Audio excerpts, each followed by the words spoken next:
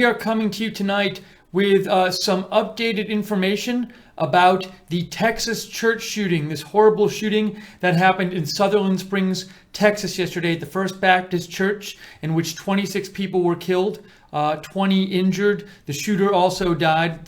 He was not counted among the 26 figure I just gave. And there have been some new developments today, which some of you might be aware of, but we wanted to do a broadcast tonight where we got to just kind of sum up what the new developments were today, a lot of very interesting and important developments, and also to get your thoughts on these developments and give you a place where you could comment and we could hear what you have to say. So during the broadcast, if you want to write in, you can reach out and write to me on Twitter at Lookner, at Lookner. And if you write me there, I can read your comment on the air as long as it's clean.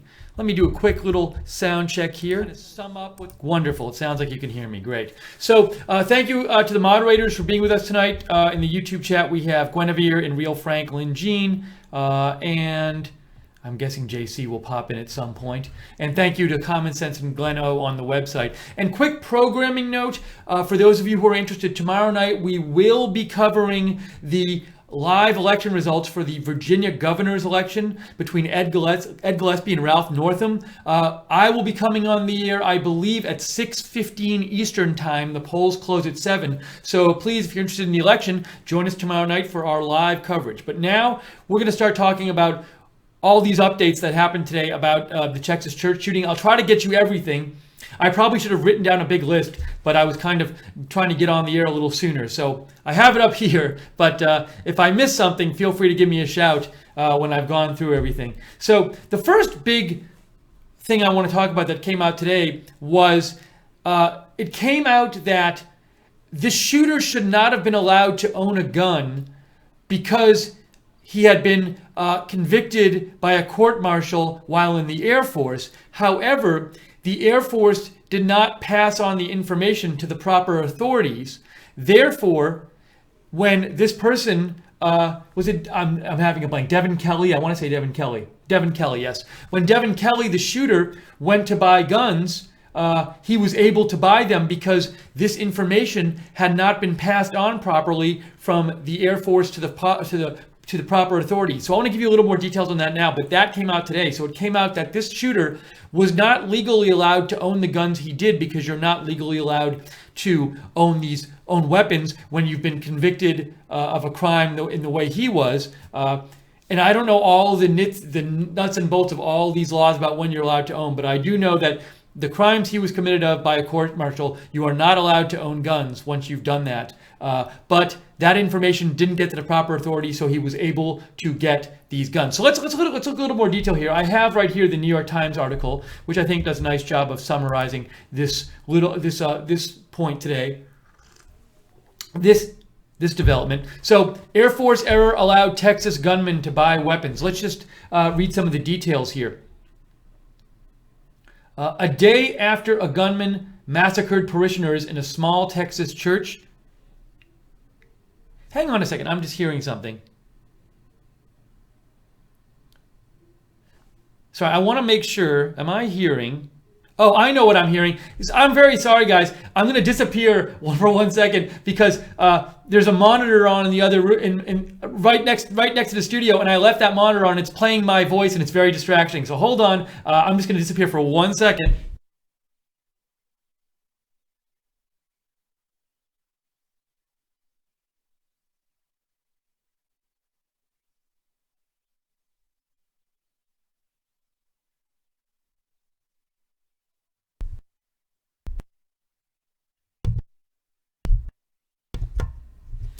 I was like, who's talking right outside the studio?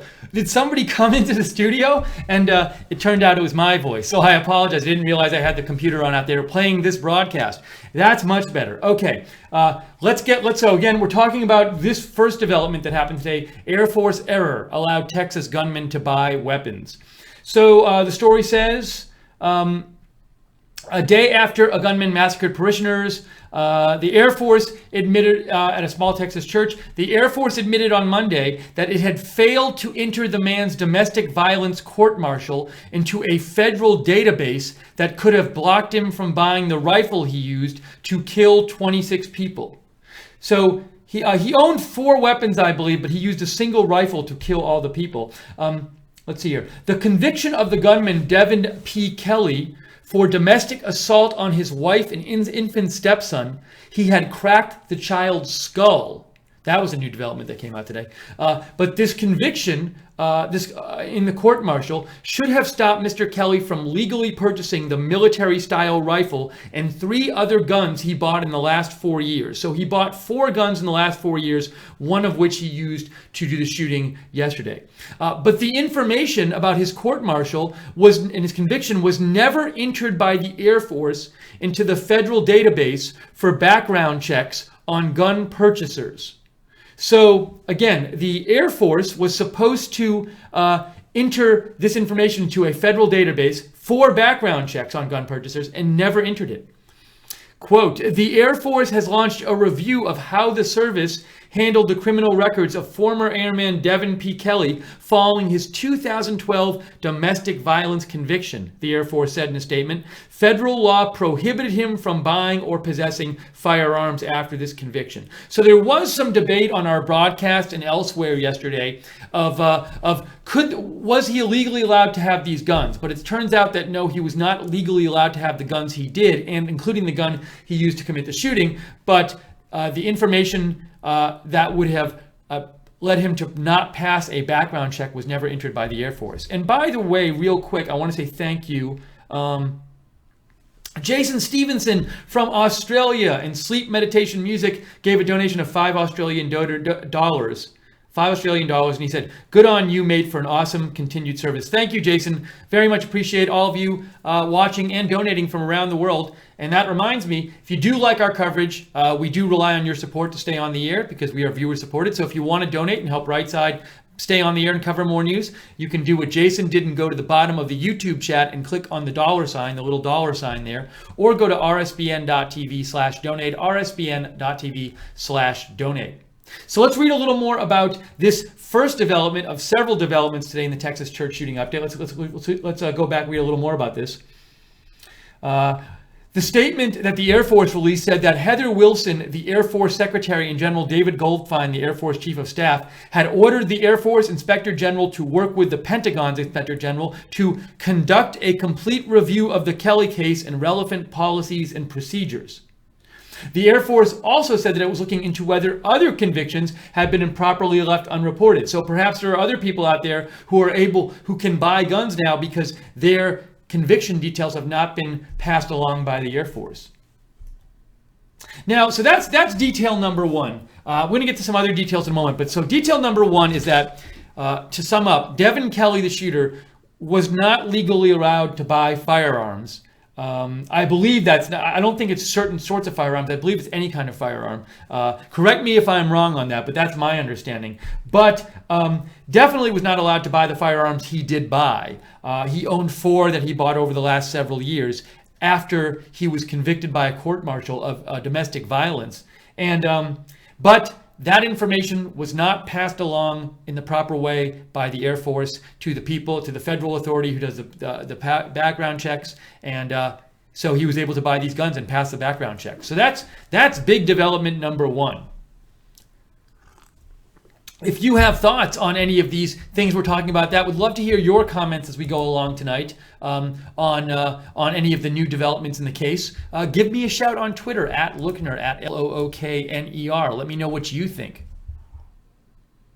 So Jenny Ann actually asks a very good question. Jenny Ann says, could the Air Force be held accountable for not entering that info and or could the families sue? I don't know.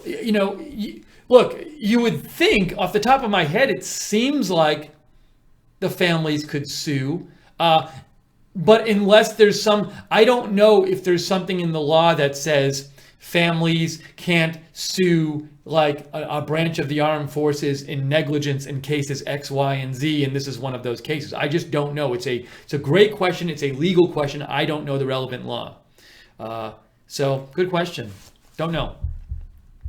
I'm guessing if they can sue, you will see lawsuits. You might see a lot of lawsuits. Let's see here. All right, so I'm just checking, make sure I caught all your messages. Okay, caught up on your messages. All right, so we talked about development 1. Development 2 I want to discuss is what we've learned about a possible motive. And we've learned, well, the authorities seem to think that there was a domestic, that there was a domestic connection, that this motive is, I want to say domestic in nature, although they don't really have an exact account of what the motive was, but they do feel like domestic considerations and a domestic dispute was a part of it. So, and let me say this. When we were covering this, when we were on the air yesterday, those of you who were watching know, as soon as we heard that information that the shooter lived outside of Sutherland Springs, but his mother-in-law had a post office box address in Sutherland Springs, as soon as we heard that, I started mentioning on the air, well, it seems possible that, his wife's family, or maybe just his mother-in-law, or maybe the whole family lives in Sutherland Springs. Maybe they go to this church. I talked about the possibility that maybe this was a targeted attack at his wife or wife's family, and other people were hurt in collateral damage, or it was just domestic in nature. And that, seems to be where this is going in some sort of way. So let me give you a little information about that. And we'll continue here with this same article because it does a nice job talking about that detail too. This is from the New York Times. New details of the killings. Oh, let me, before I do that, hold on a second. I skipped over one thing. So we're talking about the motive, but I should go back. I'm skipping over something.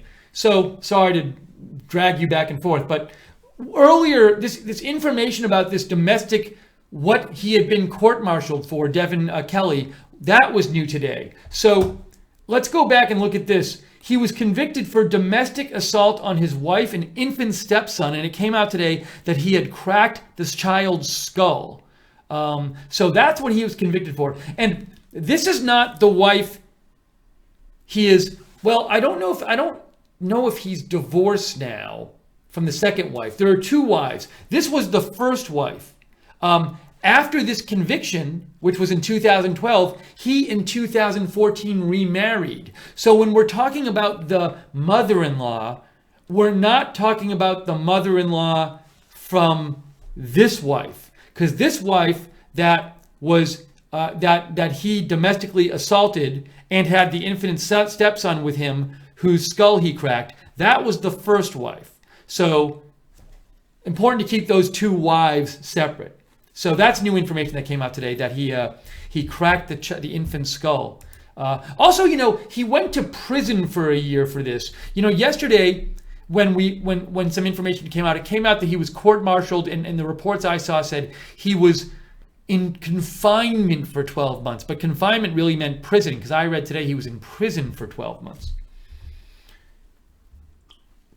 Okay, so now let's move on. So let's move on to what we more know about this motive, or what they revealed relating to the motive today. So here we go. New details of the killings also emerged on Monday, including a possible motive. Local law enforcement officials said that Mr. Kelly may have been driven by anger toward his estranged wife's family, the final chapter in a life full of domestic rage. In addition to his court-martial, in which his previous wife was the victim, he had been investigated on a rape complaint, though he was not charged, and his relationship to the victim was unclear. So that's an additional thing, that he was investigated on a rape complaint, but he was never charged with that. So, maybe he didn't even do anything. But continuing on here, his current wife's mother attended the First Baptist Church, the target of Mr. Kelly's rage on Sunday. The suspect's mother-in-law attended this church. Freeman Martin, the spokesman for the Texas Department of Public Safety, said during a news conference Monday morning.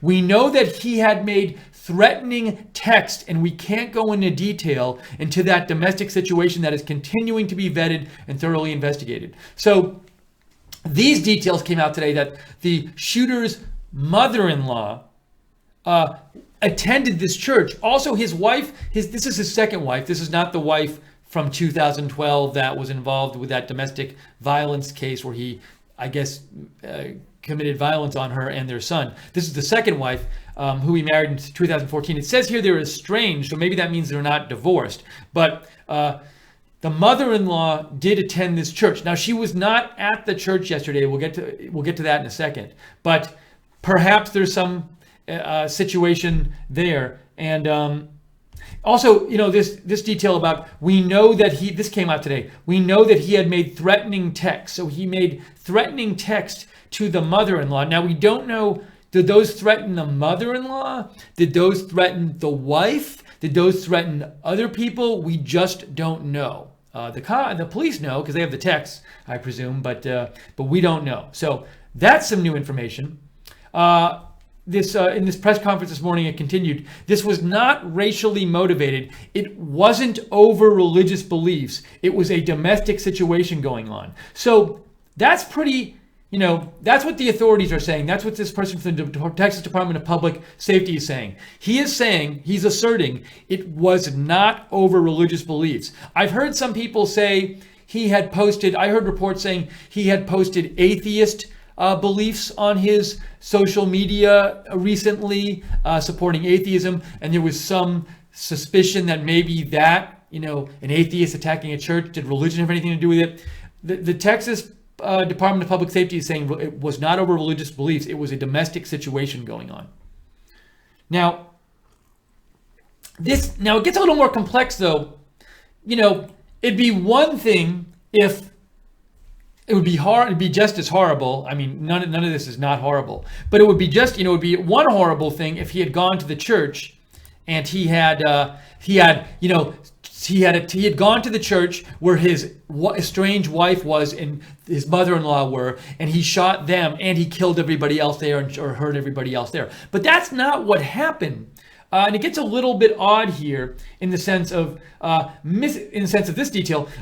Mr. Kelly's wife and his parents and her parents, Mr. Kelly's wife and her parents, including the mother-in-law, were not at the church on Sunday, the authorities said.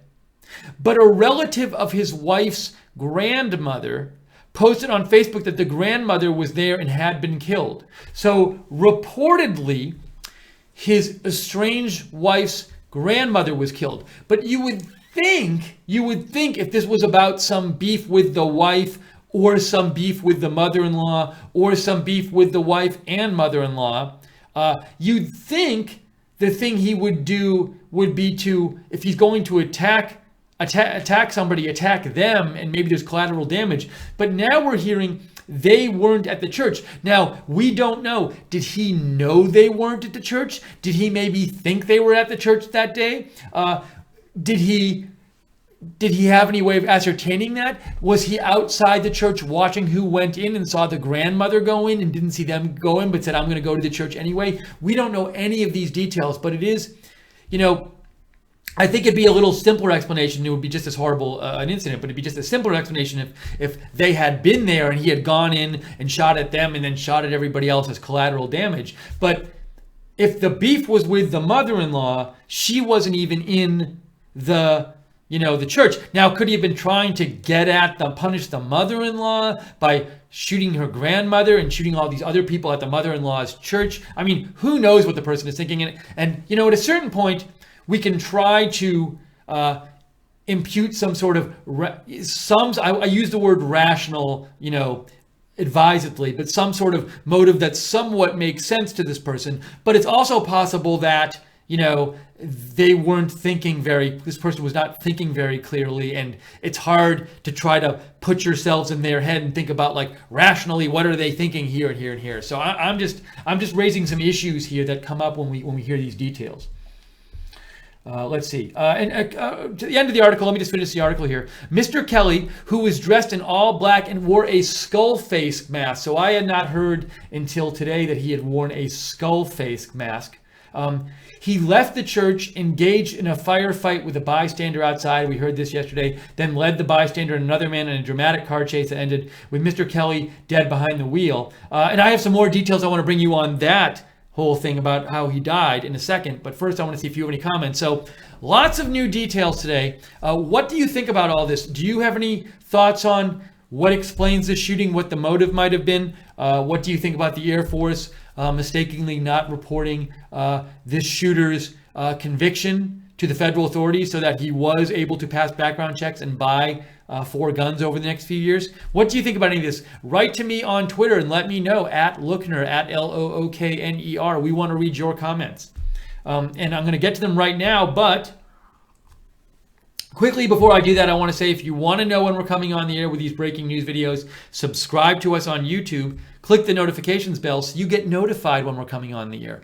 Also, we love when you share our videos on Facebook and you like them on YouTube. We're a small company. We can't afford to advertise. When you share and like our videos, that spreads the word about Right Side Broadcasting and lets other people know we're doing these videos, which we like to do.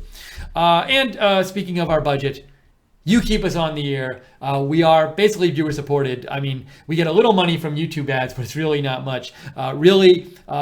What keeps us on the air is your donations. So if you like our coverage and you want to donate, go to the bottom of the YouTube chat, click on the $ at the bottom of the YouTube chat, or go to rsbn.tv/donate, rsbn.tv/donate. And as I mentioned earlier, in case you joined late, we will be covering the Virginia governor's race tomorrow night. We will have live, up-to-the-minute election results for you. I will be here giving those to you. So if you want to join us, we will be starting at 6:15 tomorrow night. That's when our coverage starts, 6:15 Eastern. Let me see if any of you have any messages that you sent in. Garrett writes in, hey, Steve, isn't it a fact Devin Kelly, the shooter, was totally stomping on psychedelia fed by his parents while he was living in their barn? I have not heard this reported. I'm not saying it's not true. I have not read that anywhere today or seen it reported. So if you have a source who's reporting that, feel free to pass it along, Garrett.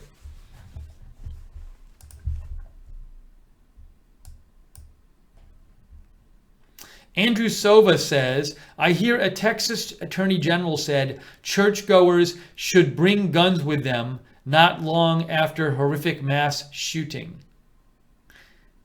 Oh, so you're saying the Texas attorney general suggests that people bring guns with them just to keep themselves safe or something like that, Andrew? I think that's what you mean. Thank you for writing in. And thank you, Born in the USA, just made a $20 donation. That's really nice of you. Really appreciate it, Born in the USA. Thank you so much. That'll help keep us on the air and do more news for you. Thank you.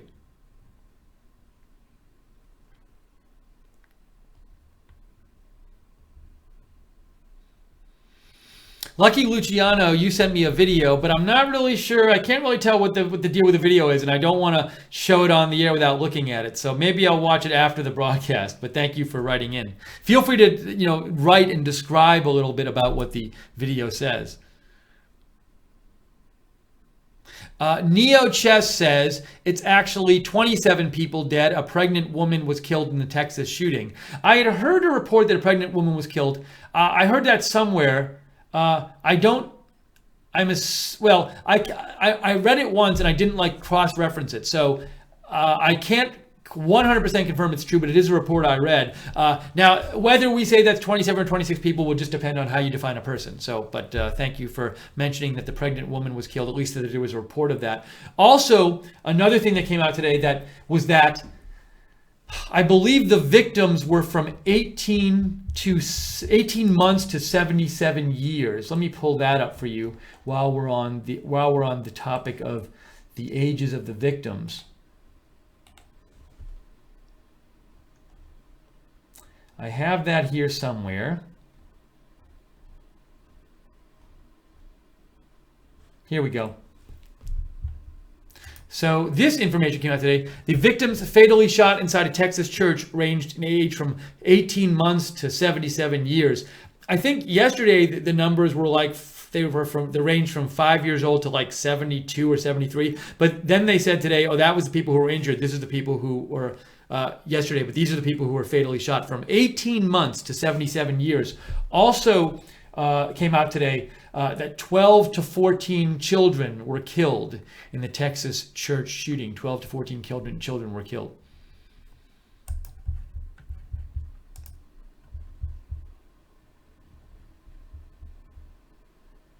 Deplorable Infidel writes, and only Democrats are doing mass shootings, not NRA members. The NRA member was the one who was shooting at the suspect, Lookner.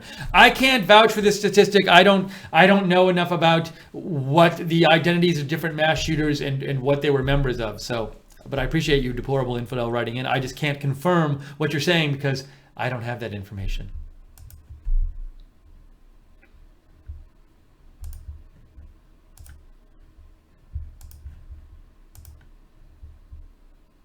Okay, I want to move on to some other details here that that came out today. Oh, hang on one second. A couple of people emailed me. Luke says, I know most of the media will think that he was some crazy guy, but that's BS. He was an anarchist psycho POS, most likely an Antifa member who hated Christians. It's a total and absolute BS what they are saying about it not being a religious attack, but it was. You can color code crap, but it's still crap. So that is Luke's opinion. I have heard nothing from no kind of evidence that he was an Antifa member, but Luke, you think there's more to this than the authorities are saying?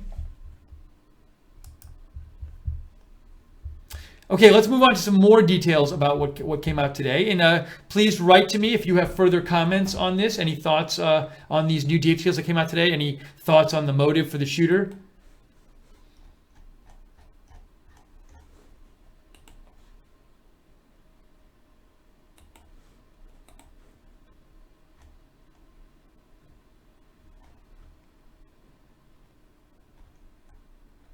So I'm just going over a couple of little details here just to make sure I didn't forget anything I wanted to tell you. Here's one. Okay, this I wanted to talk about. The Associated Press reported today that the shooter had 3 gunshot wounds, 1 self-inflicted to the head, 2 from the armed citizen, 1 leg and 1 torso. So the shooter shot up the church, very sadly. And then the story is that he exited the church, at least that's what was said yesterday, and then was engaged by an armed citizen. And the armed citizen in an interview said that they exchanged gunfire. I heard the armed citizen say that. So now it's unclear to me though, like, was the shooter at that point leaving the church? Were they going to see if anyone was outside? Might they have continued shooting back inside, or were they maybe going to go to another location? If no one had been there to shoot at the shooter, what would the shooter have done next? We don't know that. But the shooter apparently received 2 gunshot wounds from the citizen who fired at the shooter, 1 on the leg and 1 on the torso. And then there was also 1 self-inflicted to the head. Now, we also heard today that the shooter, while he was driving his car away from the scene very fast, called his father and told his father he had been shot. So we heard that today as well. I'm guessing maybe I don't know with the technology, like, does the say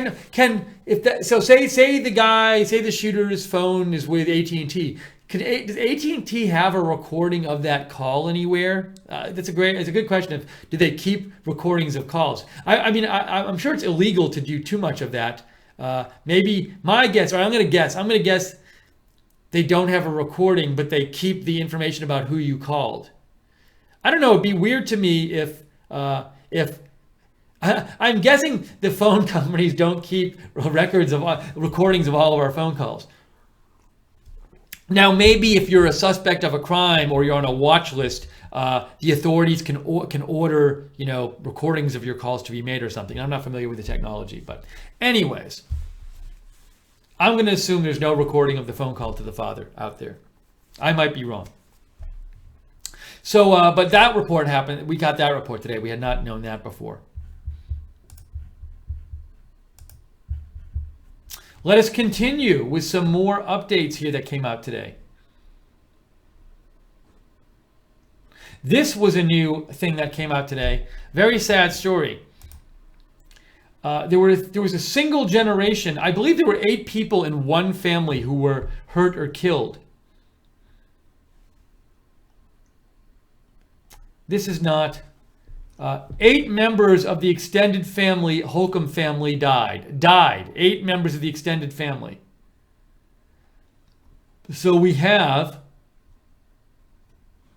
Holcomb, an associate pastor for the church, was killed in the gunfire. Carla Holcomb, his wife of 4 decades, was killed too. Their son, 36, was also killed. Their son's daughter, infant daughter, was also killed. There's another of their sons had a wife who was killed. And she was pregnant. And 3 of their children were killed. So that's 8 members of the extended Holcomb family, including, parents, children, and grandchildren. 8 members of that family were all killed in this, in addition to the unborn baby, killed in this massacre. So that's very sad, and that happened today. And it's just sad to look at this picture. This is a picture of Crystal Holcomb, who was pregnant, and she was killed in the shooting. Her husband survived. And I think up here we might see, I thought we maybe had another picture of the family. See if I can find you one. Here we go. This was Brian and Carla Holcomb, and they were both killed. They were both killed in the shooting. They were killed, and it looks like one of their sons was killed, their daughter-in-law was killed, and a baby who would have been their grandchild was killed, and I think 3 of their grandchildren were killed. I might have messed up one of the numbers there or something, but it's just a really sad story. So you can read more about that if you just Google, Holcomb's 8 die in the family.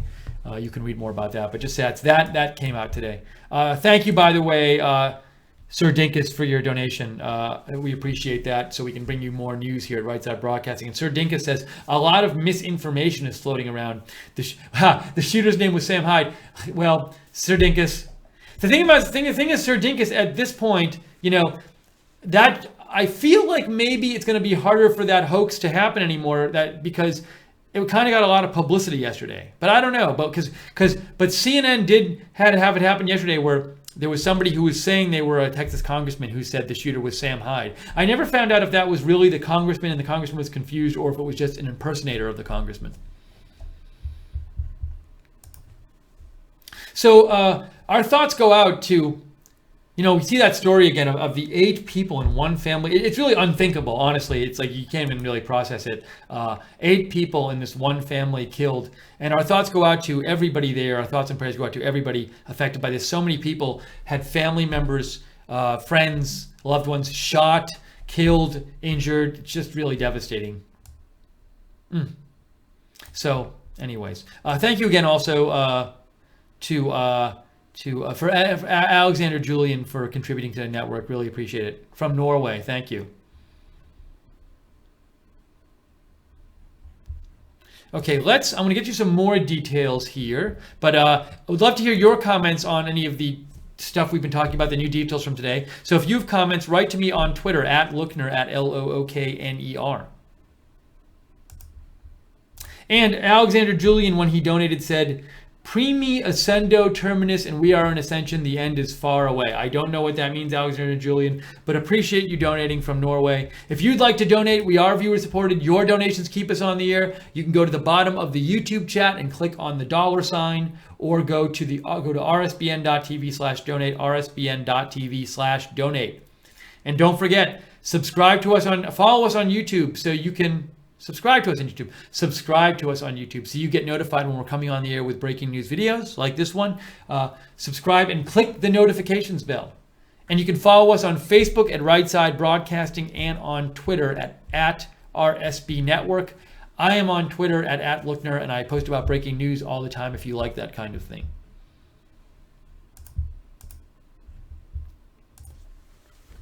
Okay. I feel like there might be a few more details that I wanted to mention to you, and I didn't mention. So let me go back and do a brief check over some of my notes here.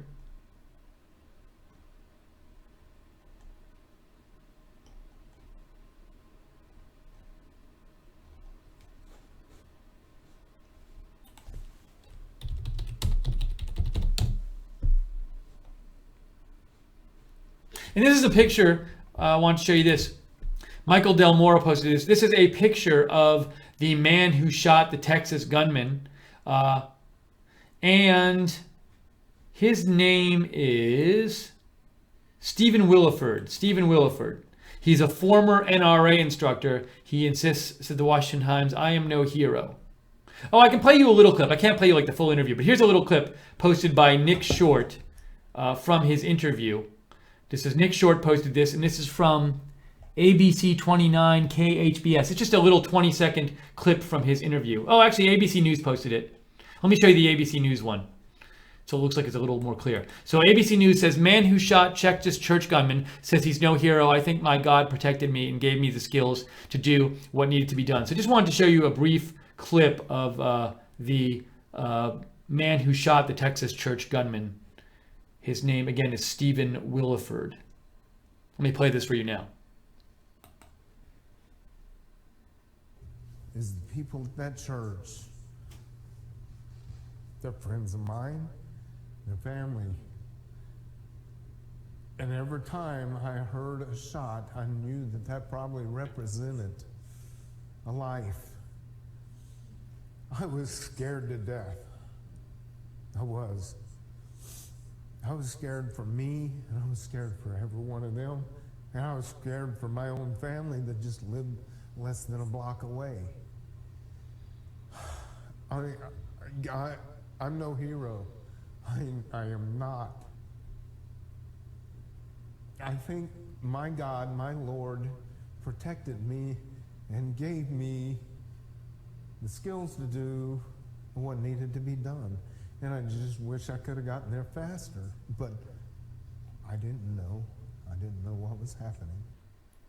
So that was Stephen Williford who shot the shooter. And I want to play you, there's one more little clip I'm going to play you.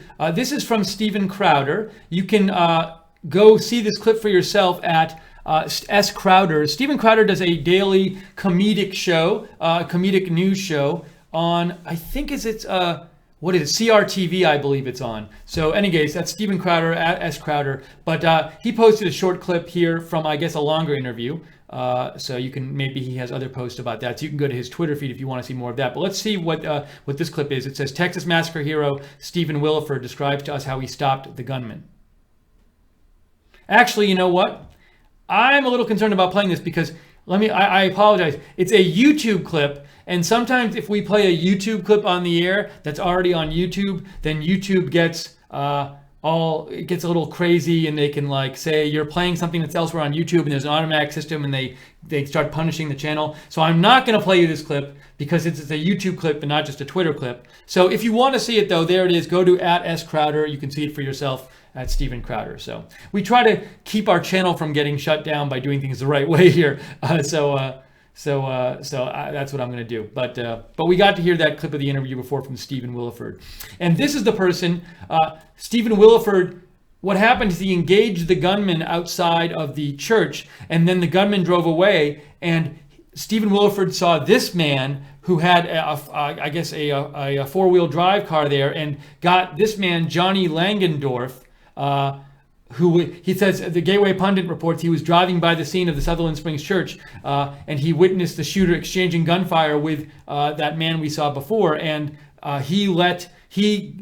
the shooter ended up getting in his car, and they drove about, he was saying, I saw an interview with him, Johnny Langendorf, when he was saying they drove at like 90 miles an hour to catch up with the gunman. Let's see if there's anything else here.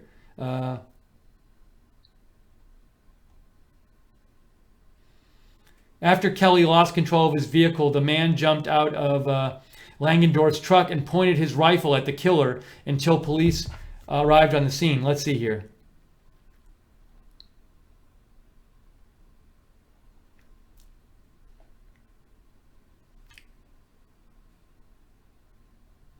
So I was just seeing if there's any report about... I want to get you like more of an account of what did he give. Johnny Langendorf.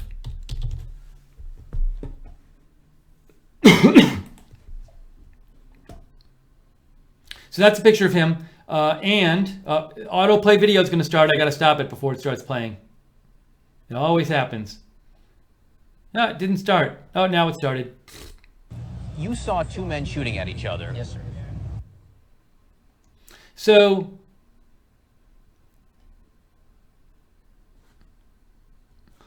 Williford, here it is. So Stephen Williford, who we saw before, shot at Kelly before the gunman sped away in a pearl-colored Ford Explorer. Williford then hailed a man across the street and got in his truck, telling him to chase down Kelly. And that was this man here, Johnny Langenford.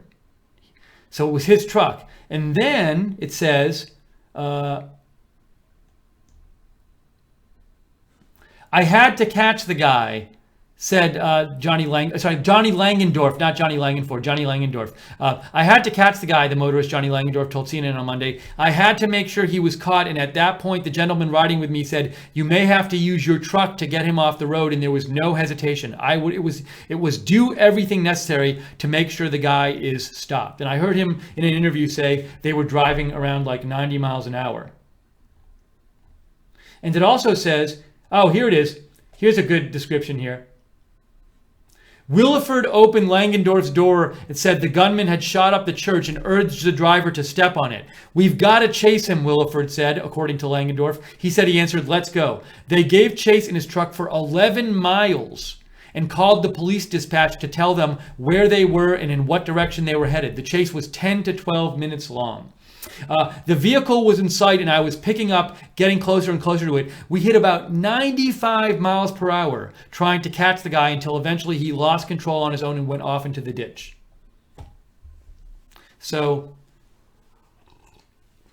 two real heroes right there, people who took significant personal risk to first shoot at this. The first man, Stephen Williford, shot at this shooter, and then Johnny Langendorf led his car on a chase after an armed person who had just shot up a church, but he drove on this chase for 11 miles chasing after this person. So those were some new details that came out today. All right, I think we might have covered all the big new details that came out today. Let me know if we forgot anything that if I forgot anything here, but I think we might have covered everything big that came out today.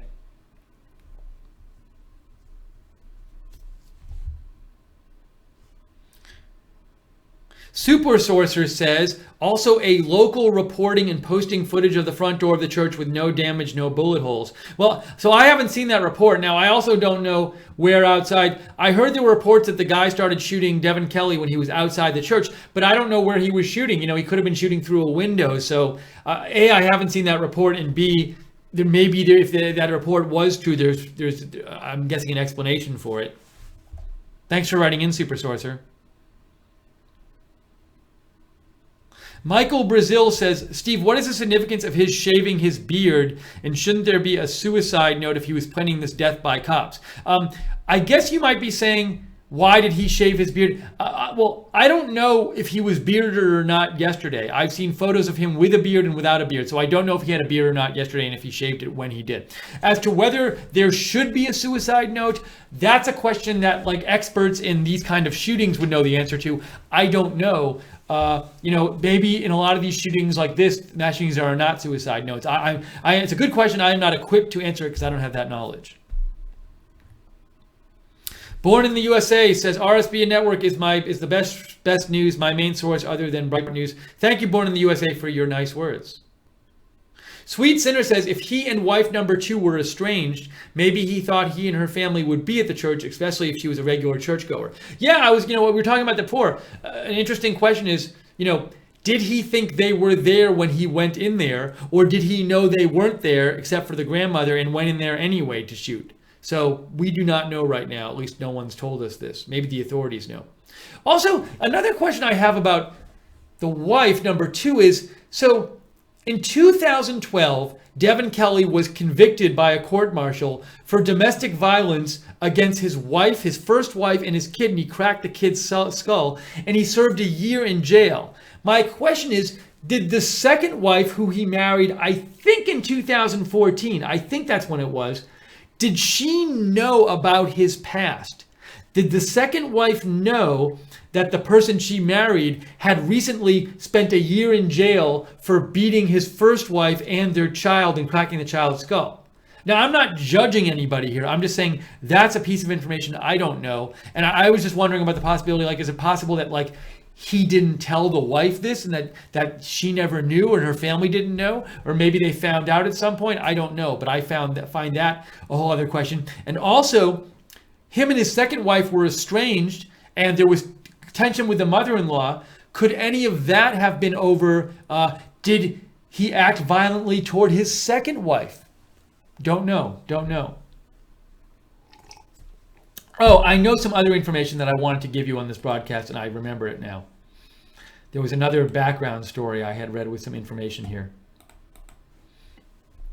So this is Right Side Broadcasting. We are bringing you the latest updates from today from the Texas church shooting. If you want to comment, write to me on Twitter at Lookner, at Lookner.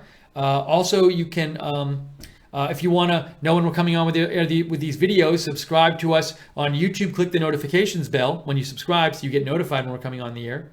And if you want to donate and help us stay on the air because we're viewer supported and donations are what keeps us on the air, you can go to the bottom of the YouTube chat and click on the $ there, the little $sign, or go to rsbn.tv/donate, rsbn.tv/donate. Quick thank you again to all the moderators for moderating the chat tonight and all your hard work yesterday during all of our broadcasting, moderating the chats. Right now in the YouTube chat, we have Real Frank, Guinevere.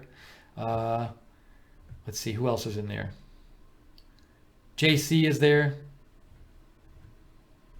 So we got them for now. Thank you all. Common Sense and Gleno on the website. So this one other thing I wanted to show you was some background about the gunman that came out today.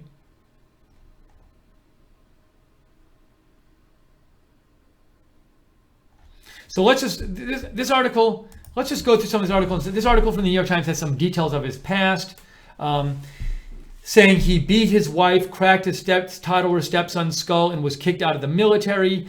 He drove away friends. I want to talk about that a little bit. Let me just go down and get you some details.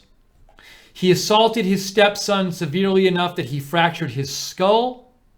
He pled to intentionally doing it. That's from the colonel who is the chief prosecutor for the Air Force in his case.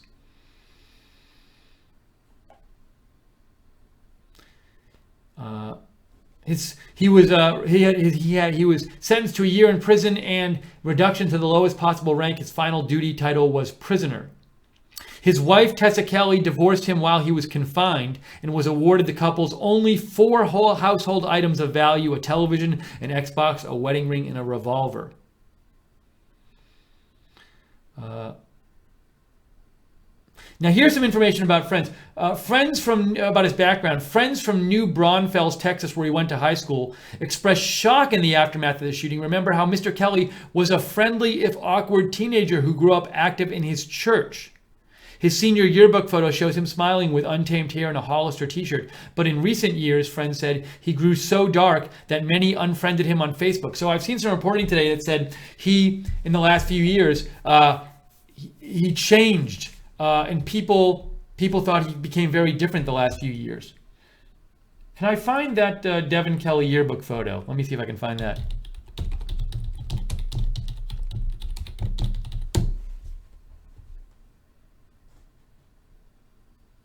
Is this it? Maybe this is it. This looks like it is. That's, I believe, from the San Antonio Express News, that is Devin Kelly's high school yearbook photo.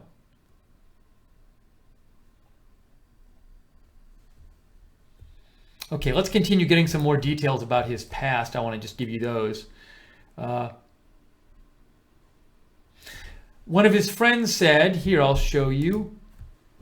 I had always known there was something off about him, but he wasn't always a psychopath, a longtime friend Courtney Kleber posted on Facebook on Sunday. We had a lot of good times together. Over the years, we all saw him change into something that he wasn't. To be completely honest, I'm really not surprised this happened. And I don't think anyone who knew him is surprised either. That's a pretty bold statement to say somebody who you knew from your past, they go on and they kill 26 people in a church, and you say you're not completely surprised it's happened, and anyone who knew him. She says, I don't think anyone who knew him is very surprised either. That suggests things, he really got dark the last few years. Instead of straightening out after his bad conduct discharge, Mr. Kelly began a long downward slide that culminated in the shooting, according to the New York Times.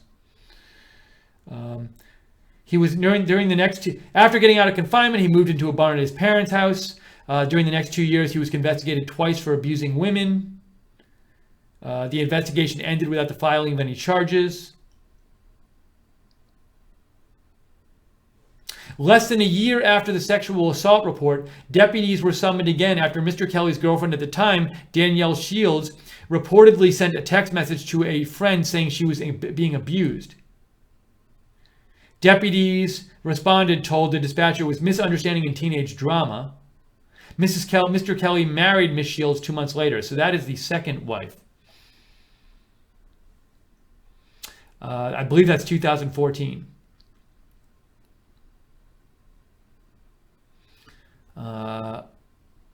So a few months after the wedding, the couple moved to Colorado Springs. They were in an RV park. A woman living in the camper next door said a man of similar age and description lived at spot 60 for a few months during that time. And then she says he was kind of off. He said hello a few times in passing, but was never friendly. The only thing that sticks out about him was his dog. He had a puppy that he kept tied up in the sun all day outside his RV without water, she said. She also recalled an episode in which the police were called because he had struck the dog repeatedly in the head. Records show Mr. Kelly was charged with cruelty to animals, a misdemeanor, in August 2014, pleaded guilty, and was given a deferred sentence. He moved out a few weeks later. Then, while he was in Colorado and Texas, he purchased a number of guns at gun stores. And then moving down here, friends said on Facebook that in recent years, Mr. Kelly had become vocally anti-Christian to the point where many stopped communicating with him. His Facebook page, which has been deleted, listed that he liked a number of atheist groups. He was always talking about how people who believe in God were stupid and trying to preach his atheism. One of his Facebook friends, Nina Rosa Nava, posted on the site saying she unfriended him because of it. But law enforcement does not think religious views were responsible for the attack. They think it was domestic in nature. Okay, so those are some details about Devin Kelly. Those also came out today. So getting a more of a little picture of his life, but you know, it's weird. You know, I want to go back to that one quote somebody said. So look, it says friends from New Braunfels, Texas, who went to high school, expressed shock in the aftermath of the shooting. But then we have a longtime friend saying, I don't think anyone who knew him is very surprised either. So it sounds like people were surprised that the person they knew, like in high school, could have done this. But he had this very dark turn in the last few years, according to these people in this story in the New York Times, these acquaintances who they interviewed. And they say that the people who kept up with him and know how he's been recently, she says, this one person says, I don't think anyone who knew him is very surprised that he did this. So a lot of new details today that came out about this. By the way, thank you, Cindy Black, for your donation. Very nice of you. We appreciate that here at Right Side Broadcasting. That's what keeps us on the air, so thank you. And thank you so much, Christine Bestien, for your donation. Christine says, was Air Force prohibited by Obama administration to report this person's, Devin Kelly's, conviction to the authorities? I have not heard that, Christine, at all. Thank you for the donation. So I want to see if you have any more messages here, and then we will wrap it up. But if you have any any comments on all these new details that came out today about the shooting about Devin Kelly, let me know on Twitter at Lookner, at Lookner. Oh, Reagan Better says Trump is doing a news conference at 2 a.m. in South Korea. I have not had that confirmed yet. Now, if it is at 2 a.m., I don't know if we'll cover it. Maybe we will. I'll have to talk to Joe about that. I'll keep an eye on that. But thank you, Reagan Better. Thank you, Alexander Julian made another donation. 20 Norwegian krona. Thank you, Alexander. He says schizoaffective. I think, are you saying that's your take on what on a psychological condition that Devin Kelly, the shooter, had? I don't know enough about psychology or psychiatry to be able to know exactly what that means. But thank you, Alexander, for the donation. Jeffrey Williams says, looking forward to tomorrow night's coverage of the national races, especially your coverage of the Virginia governor's race. We're really going to focus on the Virginia governor's race tomorrow night. Maybe we'll talk about some other races, but our focus is really going to be the Virginia governor's race tomorrow night. Join us for our coverage. It starts at 6:15 p.m. tomorrow night. Patriot of Truth says, this all sounds like a horror movie. A. Radford says, Navy screwed up and should have reported Kelly's, I think you mean the Air Force screwed up and should have reported Kelly's discharge and abuse conviction. Linda Belk says, not about the Texas shooting, but there were 2 people killed in a church in Fresno, California yesterday too. Very sad day. Old Guy 1947 writes, Steve, the bottom line is he was sick in the head and the local police didn't have a clue that he was a bomb just waiting to go off.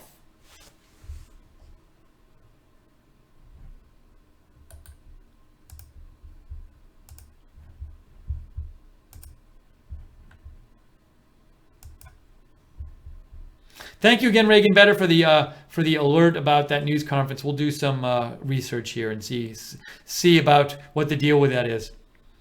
Let's see here. Sadhar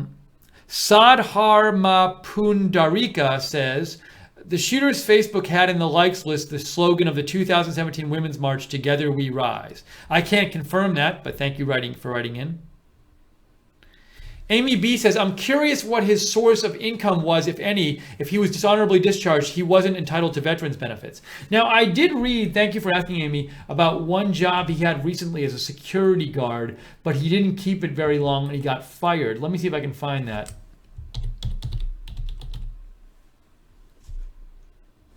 Let's see. Hold on one second here. Not that that would pay all his bills. Also, for a time after the conviction, he was living with his parents, so he didn't need to pay rent, presumably. I can't confirm that he wasn't paying rent, but he might not have had to pay rent.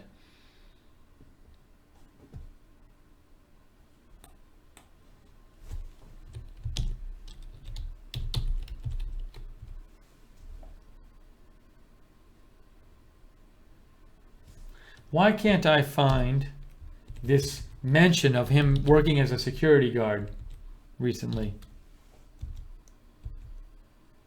Here it is. Kelly worked briefly over, this is from the Washington Post. Kelly worked briefly over this summer as an unarmed night security guard at a Schlitterbahn water park in New Braunfels, the company said. He passed a Texas Department of Public Safety criminal background check before beginning work there, probably because that conviction, I don't know, maybe, I don't know if the Air Force not reporting how actually that his conviction helped him pass this background check too. A spokeswoman said, though she added that Kelly was fired from the security job he had at this water park in July as the season was reaching its peak because he was, quote, not a good fit. Not really sure why he wasn't a good fit or what that means, but that's what they did fire him.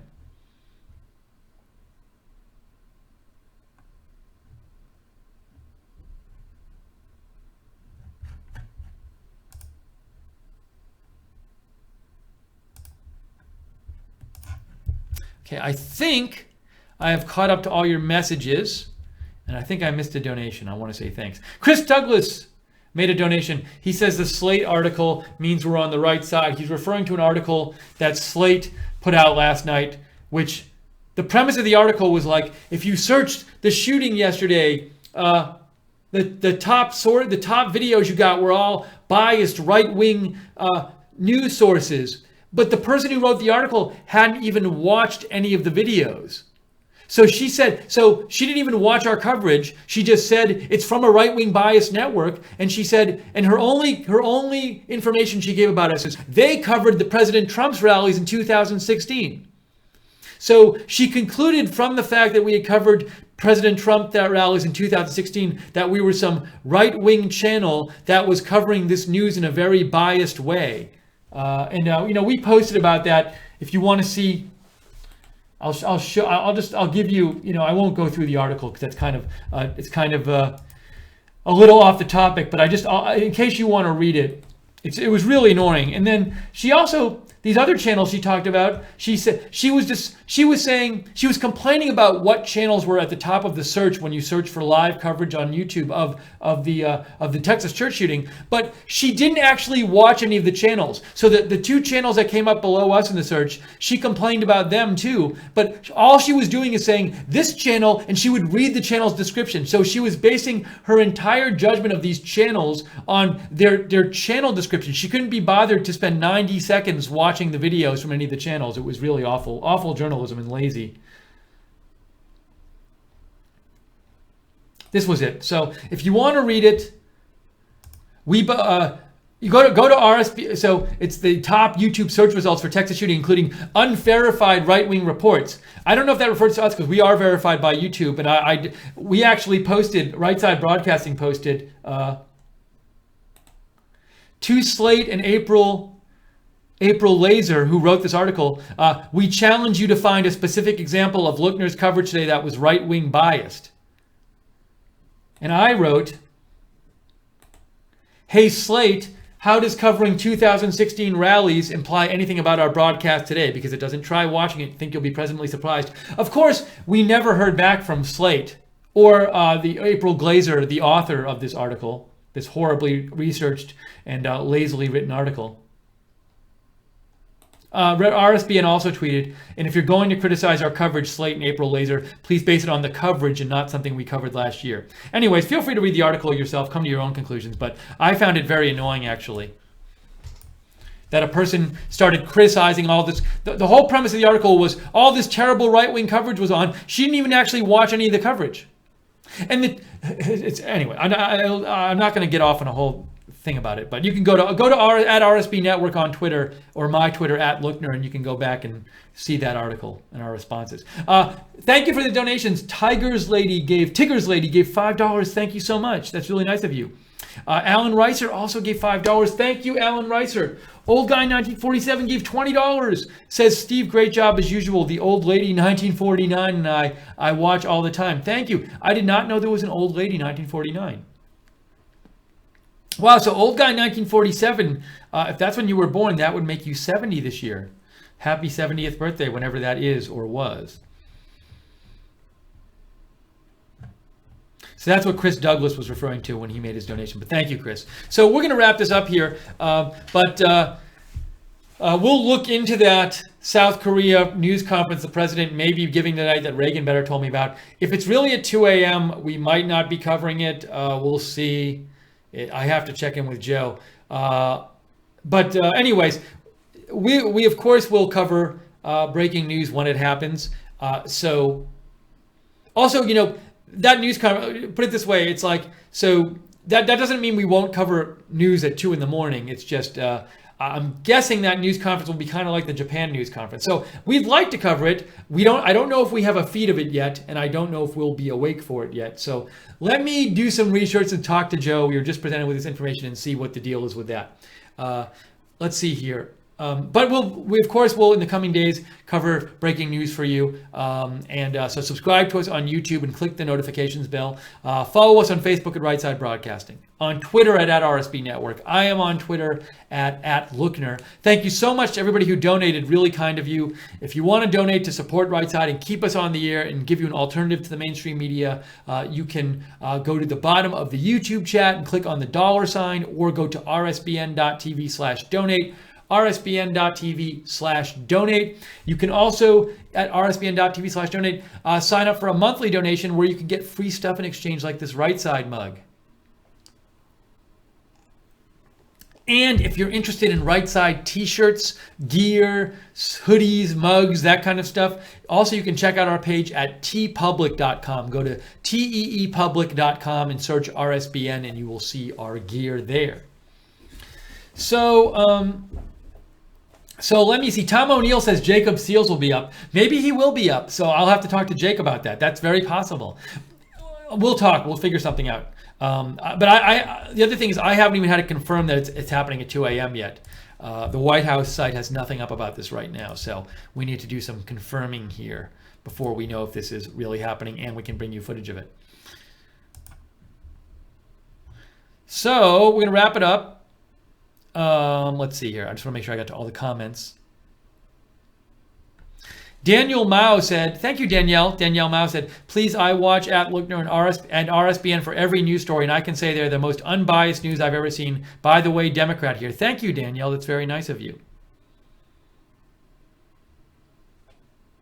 Trump the Winner says, could the shooter be an Antifa member? I've heard no evidence of that so far. That's just what I've heard. No evidence about that so far.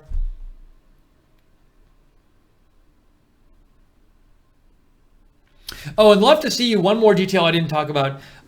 He said there was a question about how many clips they found, and they said 15. Someone asked how many were empty, and they said all. CNN had reported on that too. But clearly, when the local resident engaged the shooter by firing at him, there was an exchange of gunfire. So at the time the shooter fired back at the citizen who was firing at him, he still had ammunition then. So authorities said he had 50 clips, and they didn't have, they seem to suggest that he ran out of ammunition, but I can't really confirm that. But he definitely had ammunition when he was firing back and forth with the local resident.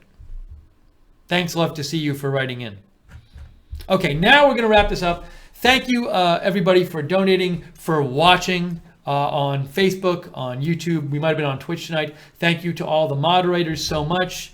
And the moderators I'm seeing in the YouTube chat right now are Guinevere and JC, and Real Frank, I believe, is there. So thank you all, and thank you, people, for saying thank you. Let's see. Jan Wood, Jasmine Guthrie, Mermaid Moxie, Mr. MNMN911, Light Switch, Larissa's Lighthouse.